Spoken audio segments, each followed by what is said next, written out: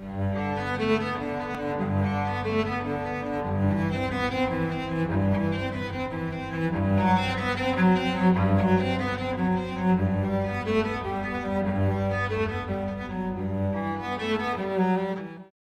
similarly know that the world won't solve any of those crises with the level of thinking that we use dominantly in the 20th century. That the very nature of the thinking that got us into the problem is not and cannot be the nature of the thinking that will get us out of the problem. And we usually label that as a blatant need for innovation and creativity. So what many people are saying is we now need a creative economy, an economy that's completely focused on creativity. So what might a creative economy be? In my mind, it would be extreme creativity and innovativeness combined with huge market potential to solve problems worthy of solving, to create solutions worthy of our humanity. We're humbled by the enormity of the challenges facing us. We're equally aware that the dehydrated language, much of that language, the language of management, is no longer up to the task of facing the most important issues we must deal with. Years ago, Albert Einstein talked about that form of repositioning, and you've probably heard his comments before because they've been repeated over and over again. We just don't seem to always be listening. What Einstein said, if we're going to reposition ourselves, you can never solve a problem on the level at which it was created. You must learn to see the world anew. And part of the reason, I'll give you many reasons, but part of the reason I've started to turn to the artists to see if they could help us at least a little bit move from where we were in the 20th century to where we need to be in the 21st century is artists, by definition, are very good at seeing. Artists classically have had the role in society to see before others see, to see more clearly than others have seen, even when others don't want to see it. Well, I'm sorry, there is no such thing as a country that's too big or too important to fail. And if we look at history, most major dominant powers have had their heyday and have gone back down. The myth, it's too big to fail, is the economy too big to fail? No. Is the planet too big to fail? Is our species too big or too important to fail? 98% of all species that have ever lived on this planet are now extinct. Are we so different? Or if we want to increase the odds that we in fact have a flourishing economy, ecology, and society, isn't it up to us with our best creativity and our best commitment and our best skills to take the planet as our client rather than just our own company, our own country, our own society? Not to the detriment of our own company. If our own company doesn't exist, what are we contributing? That's the vehicle we contribute through. But that isn't good enough anymore. We can't think at the micro level anymore. So now what you're really afraid of is I'm going to end the speech with my next sentence and say the final stage in Kubler-Ross after depression was acceptance. That's the way it is, guys. This is, if you wanted it better, go be born in a different place in a different time.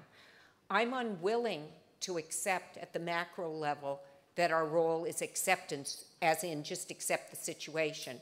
What I am willing to do is to say that what we need to accept is that it's our responsibility to solve it.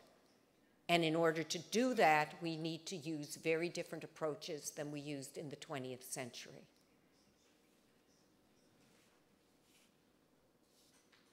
Question, quiet question, as you listen to what I'm saying.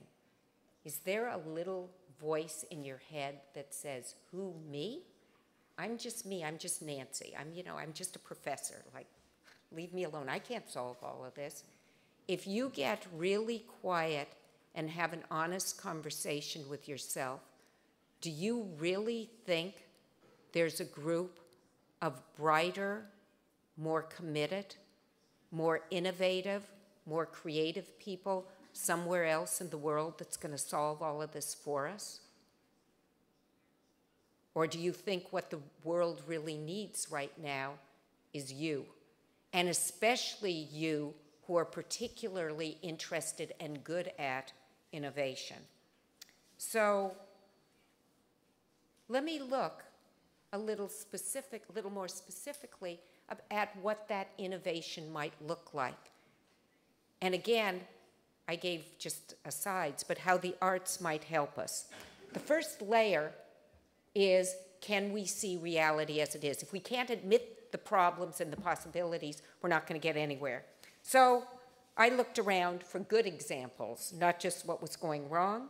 And one of the ones that absolutely caught my imagination is an experiment that was done at Yale University Medical School. So Yale University Medical School is one of the top medical schools in the world. One of the roles in training their young medical students is to teach them diagnostic skills. And of course, doctors need diagnostic skills, but each of us in our own businesses in our own lives, need diagnostic skills. What's going on out there?